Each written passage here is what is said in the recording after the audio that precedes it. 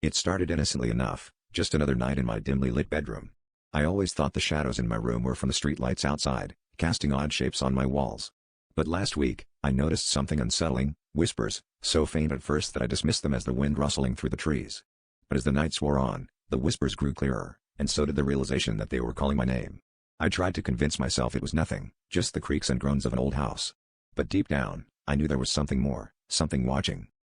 Desperate for answers, I began to stay up later, watching the shadows as they danced across my ceiling, waiting for them to reveal their secret. It was during one of these late-night vigils that I noticed the shadows behaving strangely. They seemed to be moving with intent, converging into a shape that resembled a figure, one that stood eerily still, except for the way it beckoned me with a crooked finger. My heart raced, but I couldn't tear my eyes away. It felt like a dream, but the chill in the air and the goosebumps on my skin assured me I was wide awake.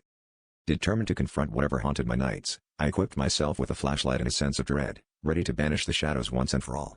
As the beam of light cut through the darkness, the shadow figure dissipated, but the whispers didn't stop. They grew louder, forming words that chilled me to my core. "We are waiting." Each night, the phrase repeated, a sinister promise that clung to the edges of my mind, haunting my waking hours as much as my sleep. In a final act of desperation, I rearranged my room, hoping to change the shadow's familiar dance. But the whispers followed, relentless and unyielding. Last night, as I lay in bed, I realized the truth: the shadows weren't cast by the streetlights, nor were they bound to the room. They were something else entirely, something I had unknowingly invited into my life. And as the whispers grew into a cacophony, I understood their message. They weren't just calling my name, they were pulling me into their world, one whisper at a time.